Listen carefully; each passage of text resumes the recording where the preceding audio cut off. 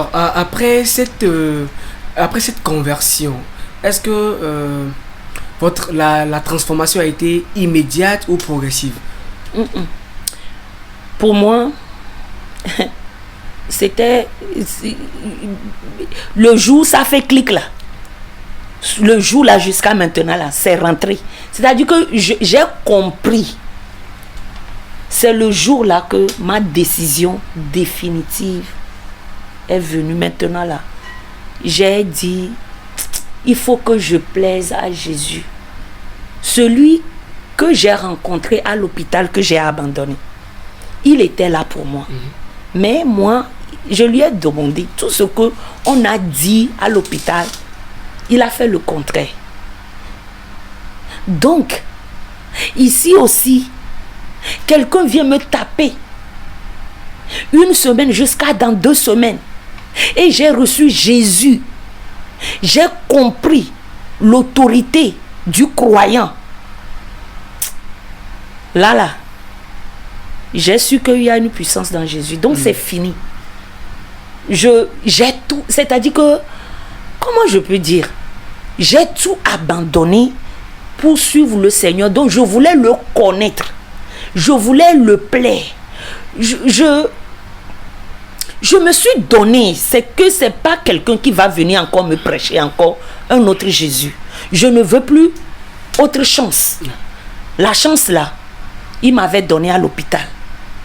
Il m'a donné aussi quand on venait me taper. 3e chance là, je ne sais pas ce qui m'attendait. Donc c'est là que j'ai dit, Jésus, maintenant, c'est toi et moi. Maintenant, je ne le lâche pas. Alléluia. Parce que moi-même, j'ai testé ça, j'ai vu. Oui. J'ai testé, j'ai vu. Maintenant, je vis avec lui. Je sais qu'il est en moi. Alléluia. Je sais que je suis en lui. Alléluia. Je vis différemment. Oui, maintenant ma vie a totalement changé. Et je peux dire maintenant que si on me demande est-ce que tu es chrétien, là je peux crier haut et fort que je suis une chrétienne. Amen. Amen. Alors quel a été votre premier signe que vous ne serez plus la même? Premier signe que je ne serai plus la même. C'est-à-dire celle d'Adam, quoi. Pardon? C'est-à-dire celle d'Adam. Au fait, quand ça fait clic en moi, rien ne pouvait plus me stopper. Je connaissais comment je vivais. C'est-à-dire que il y avait personne qui était avec moi. Je n'étais pas avec un pasteur. J'étais avec Jésus dans ma maison. Donc je lui disais seulement que j'étais trop offensée. Tu m'as secouru, tu m'as fait tout. Et moi, je ne t'ai pas considéré. Mais maintenant là, je veux te connaître. Si je te connais maintenant, parce que je ne te connais pas, c'est pourquoi je fais ça. Parce que j'ai fait beaucoup de choses que je ne veux pas pour le moment en parler, peut-être une autre émission. D'accord. Et je me suis dit que maintenant, apprends-moi à te connaître et je vais te suivre. Apprends-moi à te connaître. Je veux connaître tes voix. Parce que, qu'est-ce que je me suis dit? Parce qu'un jour, Pasteur Joël prêchait et puis il parlait de 2 mondes. Il parlait du royaume des cieux, du royaume de Jésus. Oui. Et il parlait du monde. Moi, je ne savais pas qu'on peut dire qu'il y a certaines personnes qui sont du monde et il y a certaines personnes qui sont du royaume de Jésus. Donc, il y avait 2 différents types de personnes. Donc, moi, je ne savais pas ça. Donc, le jour où il a dit ça, waouh, je me suis dit, donc, moi, je veux être parmi les gens qui sont du royaume de Jésus. Donc, Jésus, moi, je ne connais pas comment les gens de ton royaume vivent. Je ne sais pas comment on fait là-bas. Mais si tu m'apprenais, je vais le faire. Parce que moi, je veux être dans ton royaume. C'est comme ça. C'est-à-dire que moi, je ne savais pas comment prier. Donc, moi, je lui parlais. Je lui parlais comme ça. Parce qu'on a dit que Jésus est partout. Donc, moi, je lui parlais comme ça pour dire Jésus, je veux être dans ton royaume. Donc, le monde m'a enseigné. Ouais. Et c'est ce que je suis devenu. Maintenant, enseigne-moi dans ton monde, là, ce qu'on fait là-bas. Maintenant que je suis venu dans ton monde, enseigne-moi. Apprends-moi. C'est ça. C'était trop simple que lui aussi, il a trouvé simple. Et puis, il a fait. Ce n'était pas quelque chose pour dire que forcer ou bien quoi. C'est une décision. Quand tu prends la décision, et cette décision, elle est sincère, et tu t'abandonnes, il le fait. Moi, comment je peux décrire cela? Parce que des fois, les gens disent des choses, je me dis, mais moi, je ne trouve pas ça comme ça. Parce que il y a certains enfants, quand tu veux l'habiller, les bébés, quand tu déposes un bébé, tu veux l'habiller, ou bien il bouge, ça va durer. Ouais. Mais si un bébé qui est, ou bien vous êtes chez le coiffeur, et tu es assis, tu as déposé ta tête calmement, il va te raser bien. Mais quand tu vas bouger là. Il va t'attendre encore. Quand tu es posé, il va. C'est comme ça. Donc quand tu te poses là, il va te coiffer. Effectivement. Et comme lui, il veut. Donc moi, je me dis que il faut qu'on se pose bien. Pour que lui, il puisse nous coiffer comme lui, il veut. Donc, je peux dire que moi, ça, si je dis que ça a été progressif, oui. Mais la décision que j'ai prise avec lui, ça a été radical. Et puis, jusqu'à maintenant. Apprends-moi à te connaître et je serai toujours avec toi. Et aujourd'hui, vous êtes pasteur, prophète d'une église que j'aime bien le nom, Montagne de la Victoire. Alors, après votre conversion, comment l'appel au ministère s'est-il manifesté? Parce que j'aime ça. Au fait, dans ma marche avec le Seigneur, je me disais que le Seigneur m'attendait. Il m'attendait parce qu'il a vraiment couru avec moi. J'ai reçu le Seigneur en juin ou bien en juillet 2018. Et un jour, j'avais reçu une vision et le Seigneur m'a dit, dans une année, tu ne vas plus te reconnaître. Et là, j'ai dit, mais qu'est-ce qui va se passer? Et tout. Et c'est... Dans cette année, ça n'a même pas fait les 1 an total, parce que j'avais noté ça. Ça n'a pas fait les 1 an totalement que j'ai commencé un jour, j'adorais à la maison, et j'ai commencé par prophétiser. Je prophétisais pas pour quelqu'un, mais je prophétisais sur moi-même. Je sais qu'il y a beaucoup de gens qui disent qu'ils n'ont jamais entendu cela, mais moi, c'est ce que le Seigneur m'a fait.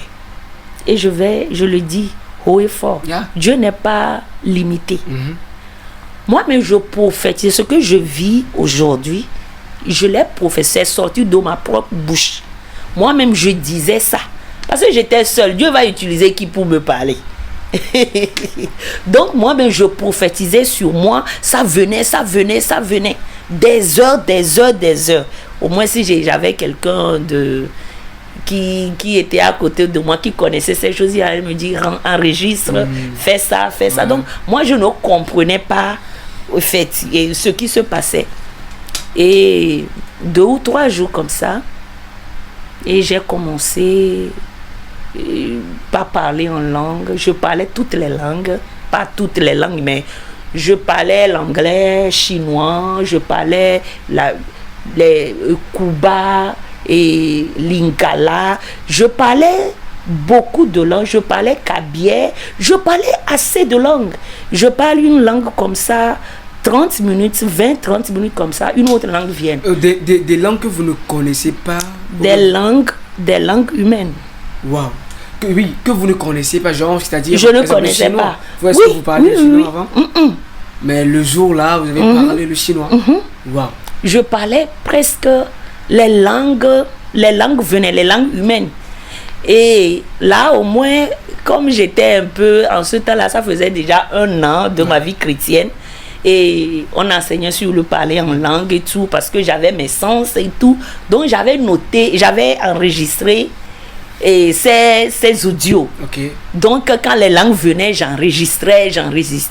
C'était les louanges, parce que j'avais aussi présenté à certaines personnes qui comprenaient la langue. Donc, c'est pourquoi moi, je crois vraiment, le jour de la Pentecôte, c'est ce qui s'est passé. Donc, vraiment, les apôtres ont parlé vraiment la langue humaine. Quand les marchands disaient qu'ils parlaient dans notre langue, c'est vrai qu'ils parlaient dans leur langue. Parce que je cherchais vraiment... Parce que le parler en langue, c'était aussi un sujet que je critiquais avec des gens. Je disais, ça, est-ce que ça... Parce qu'on disait beaucoup de choses. Donc, j'avais dit à Dieu, Seigneur, si ça vient de toi, moi aussi, je veux parler ça. Et ça n'a même pas duré. Et je parlais ça. Et tellement que j'ai étudié le parler en langue quand c'est venu, ce qu'on a vécu le jour de la Pentecôte, c'est ça que j'ai expérimenté. J'ai parlé des langues. Kabyère, je parle kabyère un peu, mais je ne parle pas bien. Mais le jour-là, j'ai appelé mon mari pour lui parler dans un kabyère vraiment.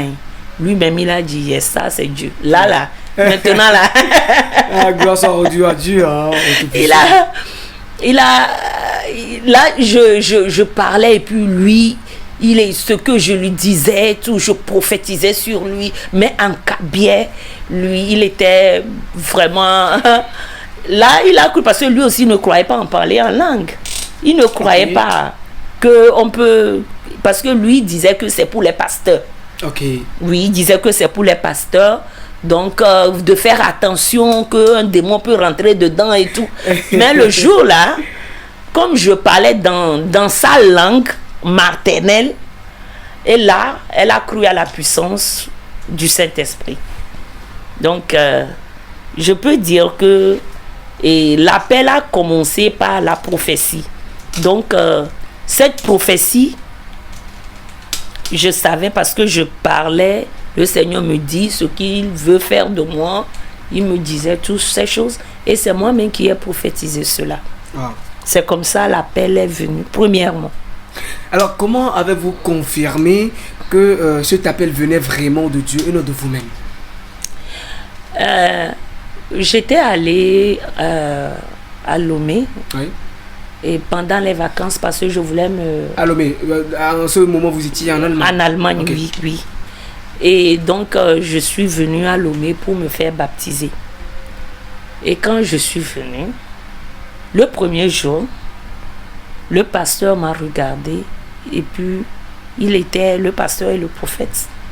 Et ils ont commencé par... Le prophète lui a dit quelque chose, ils ont commencé par rire. Et puis, bon, premièrement, c'était par rapport à mon mari et moi. Et après, il m'a donné un nom. Donc, dans les 5 ministères, bon, je ne veux pas dire le ministère dans lequel le Seigneur m'appelle. Donc, les ministères, les 5 ministères, il m'a donné un nom.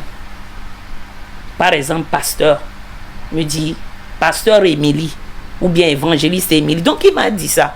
Quand il m'a dit ça, j'ai dit, pourquoi il me dit ça? Il dit, c'est ce que tu es, et c'est ce que tu vas faire. J'ai dit, ce qu'on dit toujours que les faux prophètes là, que c'est ça, ils font là, donc c'est ça. Donc quand il me voit, il ne m'a jamais appelé par mon nom. Il m'attribue toujours à ce ministère-là. C'est pourquoi, moi, ce qu'il a dit, je ne le savais pas. Donc, c'est quand je suis retournée en Allemagne que le Seigneur m'a confirmé cela. Et après, j'ai eu des visitations surnaturelles aussi, que le Seigneur aussi m'a appelé. Ok, et y a-t-il eu dans ce processus des mentors ou des pères spirituels qui vous ont conduit? Oui, si. Et j'ai mon père spirituel, le pasteur Joël. Et c'est lui, et je suis les soins pastoraux et de son ministère. Donc, je peux dire que c'est la grâce que le Seigneur m'a fait. Qu'est-ce qui a le plus changé dans votre caractère? Puisque vous savez, la chair, qu'est-ce qui a le plus changé après la conversion? Je peux dire que si je parle aujourd'hui de ce que Dieu a le plus fait dans ma vie par rapport au changement de mon passé, je peux dire que l'orgueil. Vraiment, j'étais tellement hautaine, j'étais tellement orgueilleuse, je ne pouvais pas, pour moi, j'étais au-dessus de toute personne. Pour moi, c'était comme ça. Partout où j'allais, je veux qu'on me voie. Dans mes habillements aussi, je veux que quand même il y a des gens, je veux que mon habillement là, quand je rentre quelque part, c'est moi qu'on doit voir. Ouais. C'est-à-dire que partout où je vais, il faut qu'on me remarque. Il y a une différence. Qu'on me remarque. C'est-à-dire que je marque le territoire. Donc je veux être... C'est-à-dire que je veux être devant. Ouais. Oui. Ça, c'est ce que le Seigneur a brisé premièrement en moi. Il a brisé ça premièrement en moi. Parce que moi, je veux vraiment... moi-même, je le sais. Les gens me l'ont dit, mais je me dis que... Ils sont en train de... Je sais qu'ils disent la vérité. Ouais. Mais je camoufle ça. Je dis non, c'est ma nature et tout. C'est comme ça que je suis et tout. Mais... avec le Seigneur, tu ne peux pas te cacher. Le Seigneur te connaît. Et le Seigneur m'a appris comment sortir de cela. Et la première des choses que le Seigneur a fait, c'est l'orgueil. Maintenant, rien n'est... Ah. Gloire à Jésus. Gloire à Jésus. Amen. Gloire à Jésus pour tout ce qu'il a fait. Alors, ma question, celle-ci, va au niveau de votre entourage. Comment votre entourage a l'aperçu, votre nouvelle vie en Christ? Je peux dire, quand le Seigneur veut faire quelque chose, il éloigne certaines personnes autour de nous. Et mon entourage, beaucoup de personnes étaient éloignées. Mes amis étaient éloignés de moi. Surtout parce que vous sortez ensemble. Oui. Donc, et ma famille aussi, ce n'était pas toujours évident. Jusqu'à maintenant, ce n'est pas toujours évident. Ils n'ont pas bien reçu. Parce qu'ils disent, mais on t'a fait lavage de cerveau. On t'a bassé. Non, peut-être que vous êtes rentré dans quelque chose. Peut-être que tu n'as plus d'argent pour t'habiller. Peut-être, ils disent beaucoup de choses. Et parce que bon, eux, ils ne peuvent pas comprendre s'ils ne sont pas dedans. Donc l'entourage, moi je me dis, ce que le Seigneur fait premièrement, il éloigne l'entourage de toi. Et il te prépare. Il te prépare dans un lieu, vraiment lieu de cachette. Il te forme. Ouais. Il te forme. Il te donne la forme que lui... Il veut. Et comme le grand potier. C'est ça. Mais les gens vont toujours dire leurs mots. Mais quand lui t'a préparé dans le lieu secret, quand tu sors, tout ce qu'on va dire, ça ne peut plus te faire... Parce qu'il t'a déjà formé pour cela. Mais je vais être honnête, et ça n'a pas été facile quand même, surtout avec ma famille. Ça n'a pas été facile parce qu'on sort ensemble, on faisait des choses ensemble et je suis allée en Allemagne.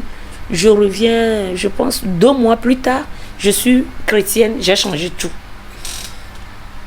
Ouais. 2 mois, Et puis, j'ai changé tout. Donc, ils disent, mais tu as rencontré quoi?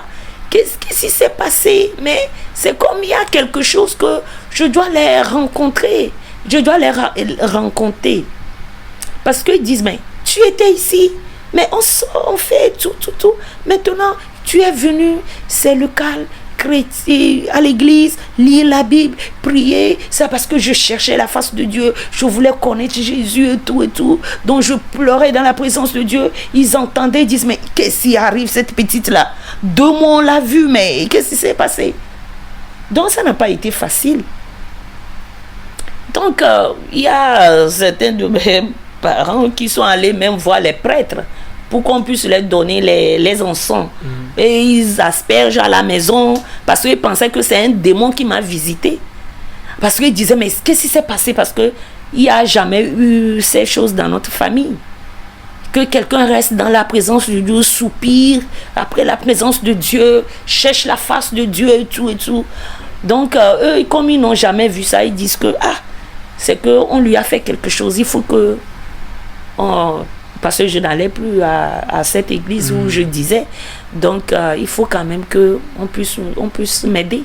Ouais. Et je disais que... mais ils ont tout fait, mais ça n'a pas abouti parce que c'est le Saint-Esprit qui est au-dessus de tous les esprits. Donc, le Seigneur aussi a été fidèle avec moi parce qu'il voyait aussi la persécution. Donc, les gens venaient, on racontait... Ma famille, mes parents racontaient ce qu'ils vivaient à la maison. Ce que je suis devenue, on parlait avec moi, on dit, mais est-ce que quand tu es ici, tu es allé ici, là, tu as bu quoi, tu es allé... C'est-à-dire que c'est comme quelque chose s'est passé avec moi. Donc, ils ne comprenaient pas. Et je dis, non, j'ai rencontré Jésus. J'ai vu Jésus. Je l'aime trop. Et puis, ils ne comprenaient pas vraiment comment on peut dire qu'on aime Jésus. Moi aussi, avant, je ne pouvais pas dire cela. Mais, maintenant, là, c'est que je suis tombée amoureuse de Jésus. C'est l'amour qui fait ça. C'est l'amour de Jésus. Quand tu aimes Jésus, tu veux le plaire. À chaque fois, tu ne veux pas l'attrister. Tu ne veux pas, tu veux faire des choses. C'est très simple. Moi aussi, je l'ai appris par mon père spirituel. C'est la façon dont il parlait de Jésus. Ça a suscité l'amour, parce que je n'ai jamais entendu que Jésus nous aime.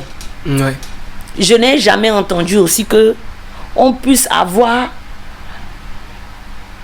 une relation avec Jésus, une relation personnelle.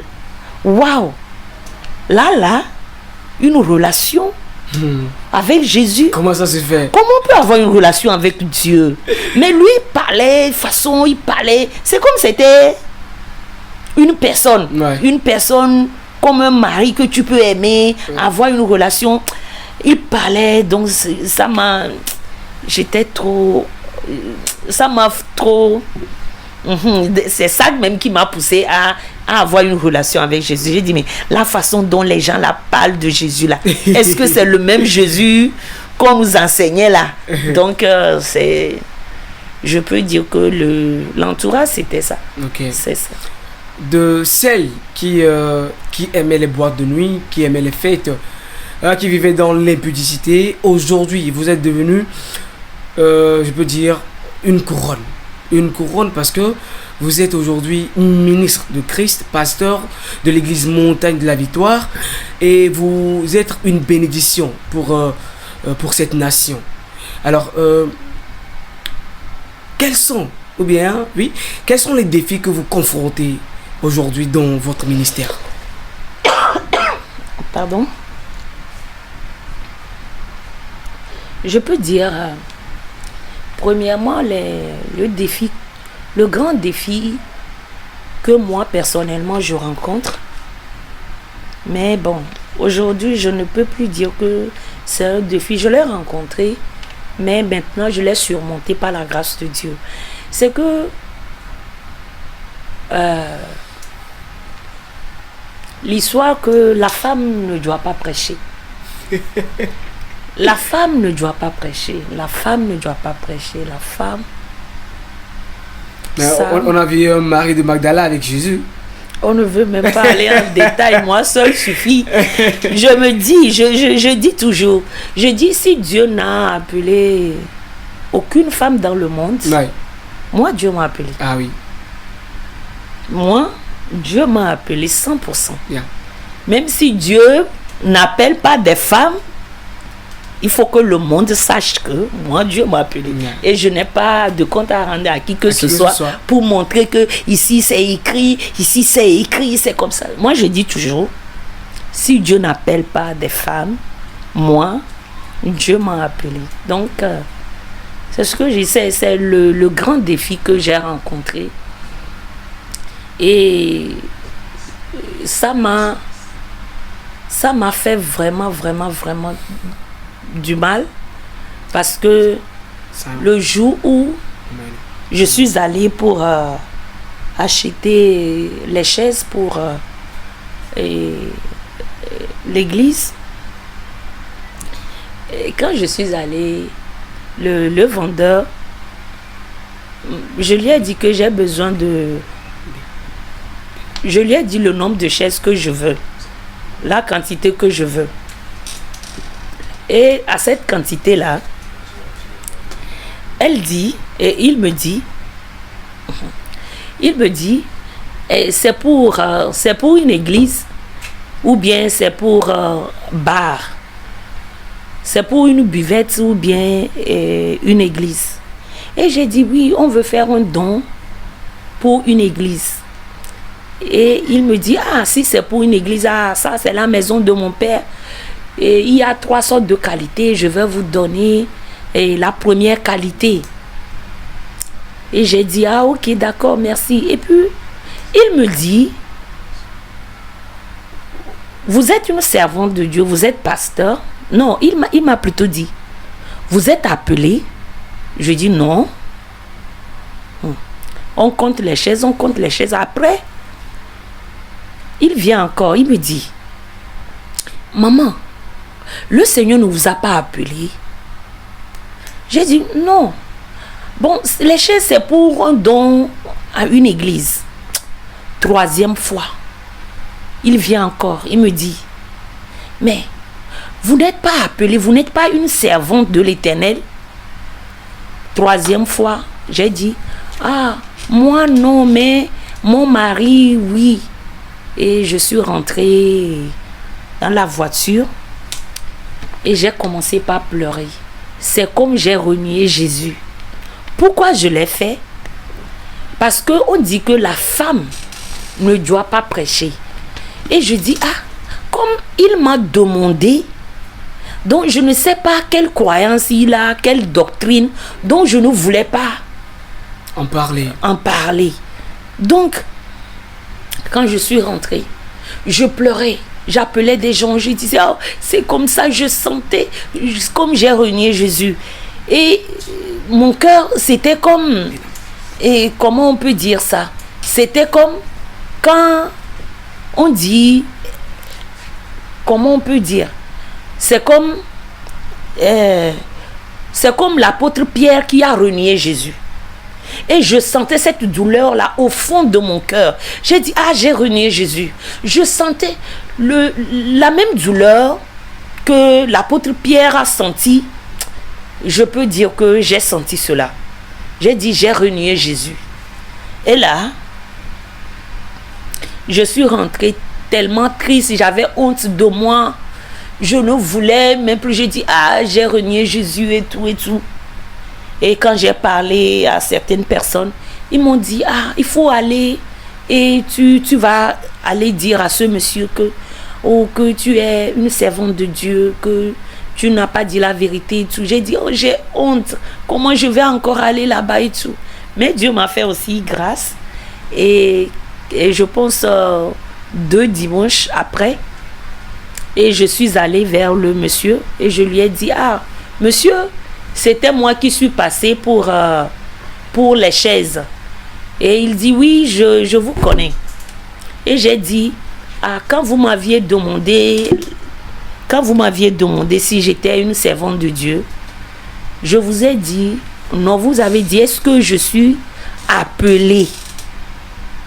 dans le ministère. Je ne suis pas servant, je ne suis pas pasteur. J'ai dit non.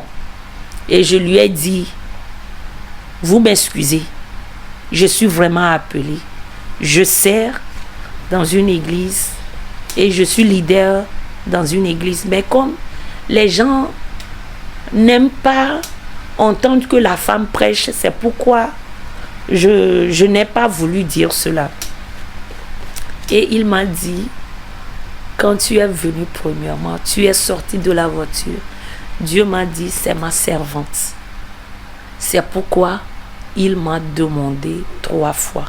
Et comme je disais non, non, non, il s'est demandé, mais Dieu m'a appelé, je ne suis pas au courant ou bien comment.